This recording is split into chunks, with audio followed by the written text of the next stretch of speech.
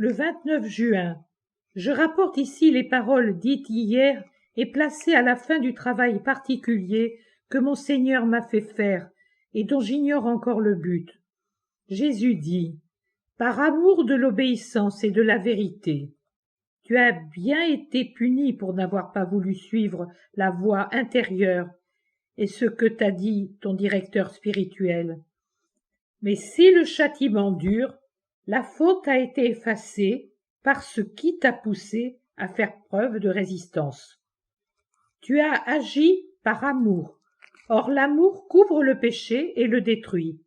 Toutefois, ne le fais plus. Plus haut que les voix de toute espèce, il y a la mienne et celle de celui qui parle en mon nom, et elles doivent être écoutées. Tu as agi en enfant apeuré, mais comme je suis juste, je tiens compte des circonstances atténuantes et je regarde la raison d'amour qui, même s'il est humain, reste toujours de l'amour. C'est ainsi que je sais tirer du bien même de ton erreur. Va en paix. Plus tard, Jésus me dit, tout être vivant et toute chose qui en relève meurt et s'évanouit pour ne plus revenir.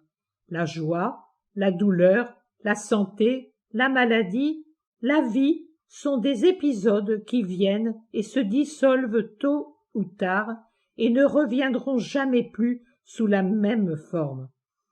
La joie ou la douleur, la santé ou la maladie pourront bien revenir sous d'autres formes et à d'autres reprises. Mais cette joie précise, cette douleur précise, cette maladie-ci, cette santé-là ne reviennent plus. C'est une chose d'un moment. Une fois ce moment passé, il en viendra un autre similaire, mais qui ne sera plus jamais le même.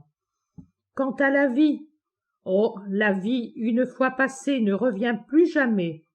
Il vous est donné 1 heure d'éternité, un moment d'éternité, pour conquérir l'éternité. N'as-tu jamais considéré que l'on pourrait appliquer cette raison à la parabole des mines dont parle Luc?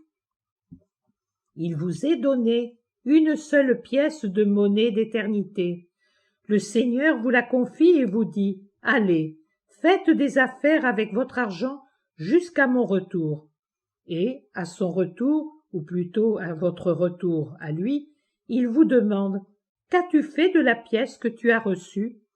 Le serviteur fidèle, tout heureux, peut répondre, voici mon roi, grâce à cette monnaie d'éternité, j'ai fait tel et tel travail, et, non d'après mes calculs, mais d'après la parole évangélique. Je sais avoir gagné 10 fois plus. Le Seigneur lui dit alors, bon serviteur fidèle, puisque tu t'es montré fidèle en peu de choses, tu auras pouvoir sur 10 villes et, dans ton cas, tu régneras ici, là où je règne pour l'éternité, immédiatement, car tu as fait de ton mieux. Un autre, appelé par Dieu, dira, avec ton argent, j'ai fait ceci et cela. Vois, mon roi, ce qu'il est écrit de moi.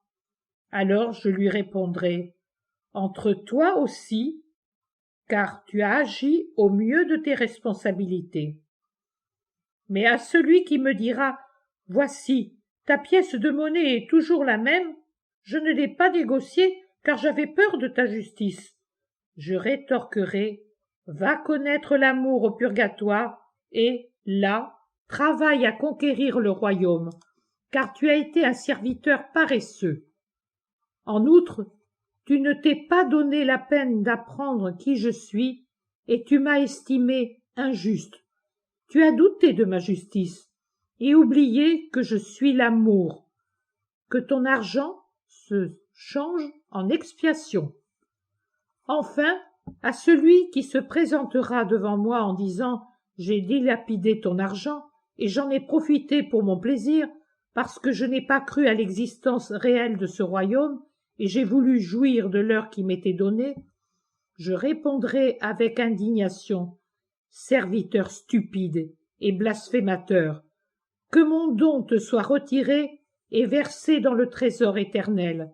Quant à toi, Va là où Dieu est absent et où la vie n'existe pas, car tu as voulu ne pas croire et profiter. Tu as profité, tu as donc déjà obtenu ta joie charnelle sans âme. Cela suffit, le royaume d'éternité t'est fermé pour toujours. Combien de fois ne me faudrait-il pas tonner ces mots si j'étais uniquement justice? Cependant, l'amour est plus grand que ma justice. L'un et l'autre sont parfaits. Mais l'amour est ma nature et a le pas sur mes autres perfections. Voilà pourquoi je temporise en faveur du pécheur et j'agis en sorte que le coupable ne périsse pas totalement. Je vous donne du temps. C'est faire preuve tout à la fois d'amour et de justice.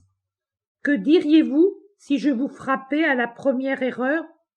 Vous diriez, mais Seigneur, si tu m'avais donné le temps de réfléchir, je me serais repenti.